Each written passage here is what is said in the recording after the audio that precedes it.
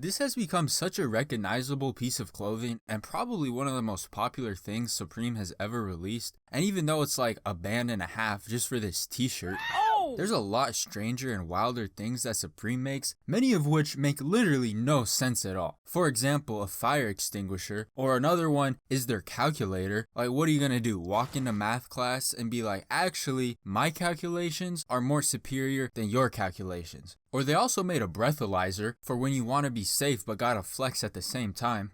Or they even sold a straight up brick, believe it or not. But the thing about it is, there's definitely no shortage of people willing to spend hundreds and sometimes thousands of dollars on all of those types of items. And something that I used to do for extra money back in high school was sell not only Supreme, but also sneakers, Jordans, Yeezys, and all of that type of stuff. What I would do is try to buy it for retail price online, and then if I was lucky enough and fast enough to cop, I'd flip it for more than what I bought it for. Sometimes double, triple the price, and sometimes way more than that. And on a good day, I was able to make weeks worth of pay from my regular job in just a single day. But it wasn't something that I just started doing overnight. I started out completely clueless about the whole general process of reselling shoes and clothes, but was able to turn it into what I would consider at least a somewhat successful business. I think I really first started becoming aware of how big the resale market was once all these resellers started eating up all the shoes that I wanted to get. Because as soon as I got my first job and was able to start buying some more shoes and clothes that I wanted, I started to realize that a lot of these shoes that were being released, it seemed like half the people who were buying them were just buying them to turn around and sell them for a higher price to somebody else and make a profit. I'd be like, oh, that looks like a dope shoe that I might want to have. Available for purchase in 3 more seconds. Let me just add it to my cart, and it sells out in like 0.2 seconds. And then 3 minutes later, you see all the eBay listings go up for like $300 more than the original price. Like clockwork every time. And that's how I really started to become more and more aware of the entire industry of reselling, at least for sneakers. And I didn't know a whole lot about Supreme at first either, except that they sold hype streetwear, and if you want one of their shirts, then get ready to shell out $1,000 for that cotton t-shirt.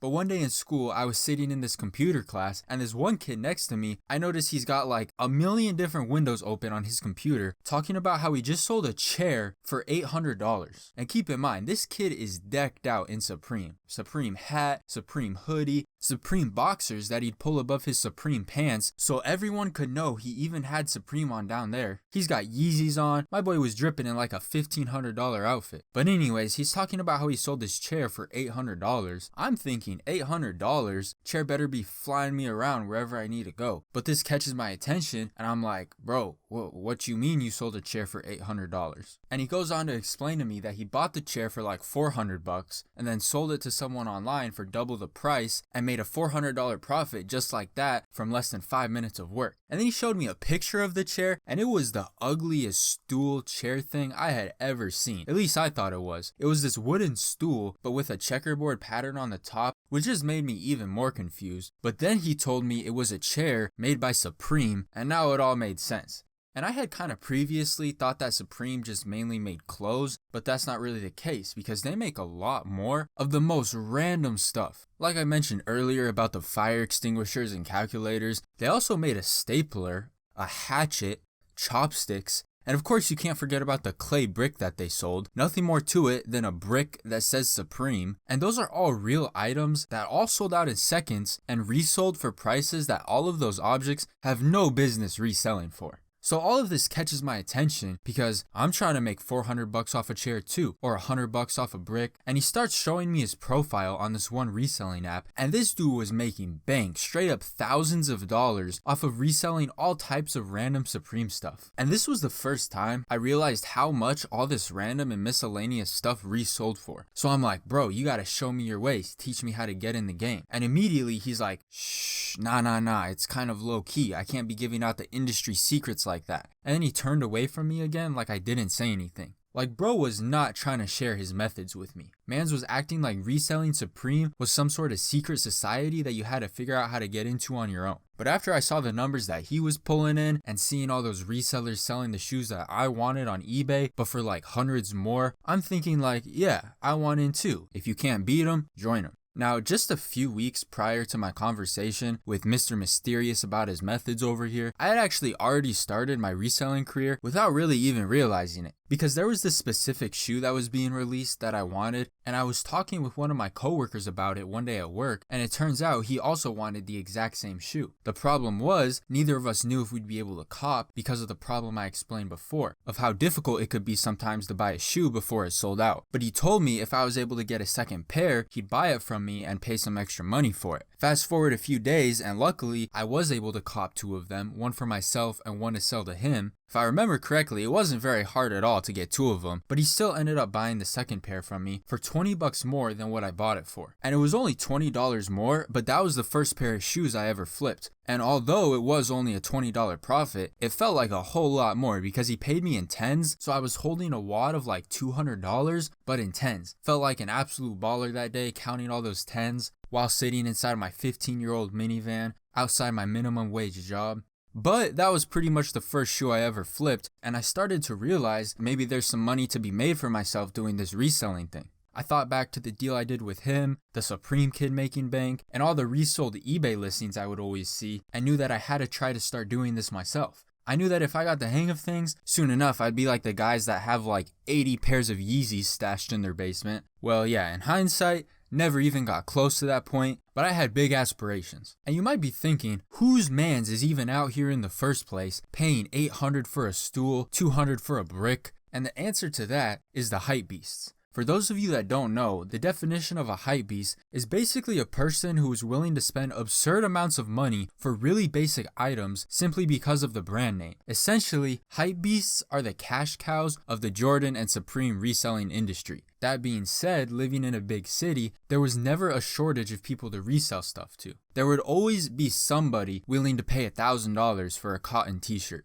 And here I've got some video footage of a hypebeast in his natural habitat, standing in line in front of a Supreme store, waiting for a Supreme drop. I think the brand is so powerful that it's making me buy a crowbar. Why does everyone want the crowbar? Because it's a crowbar.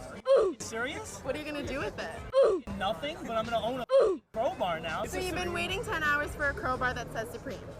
Oh, I didn't even know it said Supreme. Oh my, bro, they got my boy out here waiting for 10 hours for a crowbar. But anyways, after the first shoe, I started trying to buy other items that I could sell, and there was new stuff released every week, so it was something that you could do on a regular basis. Because finding the clothes and shoes to resell is easy. They're just released on either Nike's website, Supreme's website, or whoever's website at a specific time. The hard part is just trying to cop before it all sells out. Because after all, there's I don't even know how many other people trying to get the same item. Some of them to resell it, some of them just want it for themselves, and some people use bots and programs that are way faster than any human, which just makes the whole thing that much more difficult. But the most important part of reselling was learning which items make you money and which items don't. This is also something you get better at predicting over time. It's like it's the stock market, and every item that Supreme puts out is an individual stock. Every sneaker that drops is an individual stock, and your job as a reseller is to know which ones will go up and which ones will go down. And that's important to know because Nike releases shoes every week that will never sell out and nobody wants. There's stuff Supreme drops that if you buy it and try to resell it, you'll do nothing but lose money. You don't want to burn through your money because you're buying stuff nobody wants. You gotta know what's hyped up, what the hype beast will fiend for.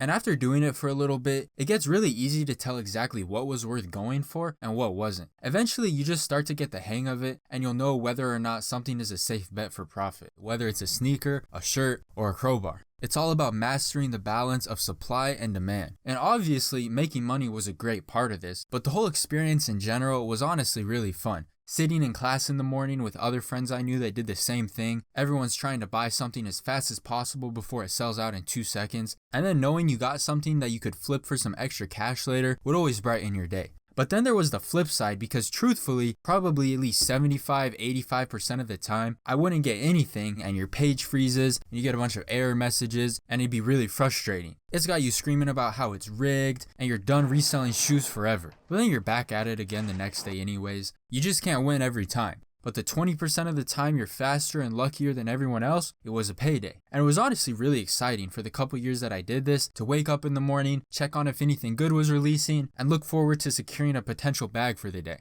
I remember one morning we were in the middle of class and our class was giving these group presentations on this particular day. And one of my friends that did this with me, his group was giving their presentation at the same time that Supreme was dropping this t-shirt that he wanted to get to try and resell. And he was the one with the lazy job, just sitting at the teacher's desk, clicking the slides forward for his group, right? So he freezes the projector screen so it won't show what he's doing anymore. And this man pulled up the Supreme store and bought a Supreme t-shirt on the teacher's computer in the middle of his group project presentation, and then closed the window, unfroze the projector, and just kept going with the presentation like nothing happened. He sat back down when his group finished, and he's like, bro, I just copped Supreme from her computer, ordered it to my address and everything.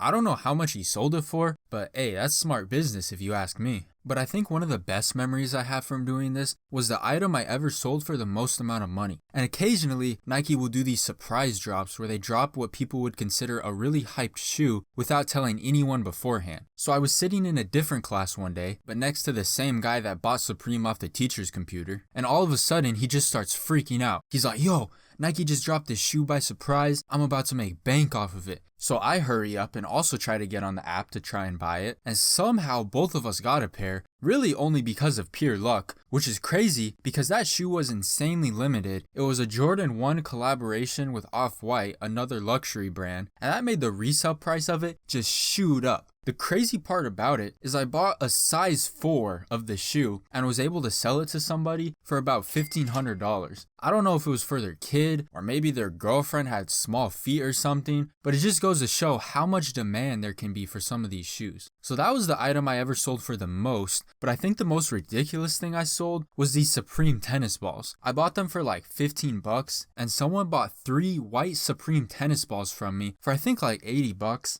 And I guess that's honestly not that crazy considering the hundreds of people who purchased a clay brick, but it's still an absurd price to pay for some tennis balls. And it was only 65 bucks profit, but hey, that's also a whole day's worth of work. Cooking food in the back of the kitchen, cutting my hands, washing dishes, smelling like grease all day long. All of that compared to taking 5 minutes to sell some tennis balls. And so for a couple years in high school, that's basically what I did to make some extra money. And it worked out pretty well for me. And it's not like I was making all of these tens of thousands of dollars a month, usually not even 1,000. But again, what I could flip a pair of Jordans for was worth 20 hours of work at my fast food job. But doing this was probably some of the easiest money I could have ever asked to make. Getting on my phone, clicking purchase, and then meeting up with somebody from OfferUp. Eventually, I kind of stopped doing it just because it got to a point where more and more people were trying to do the same thing. And with so many resellers, it made it a lot harder and diluted the price of stuff because then everyone would try and undercut everybody else. So eventually, I just fell out of doing it. But I know it's still a big thing that a ton of people still do today. But while I was doing it, I couldn't have asked for something easier and more convenient.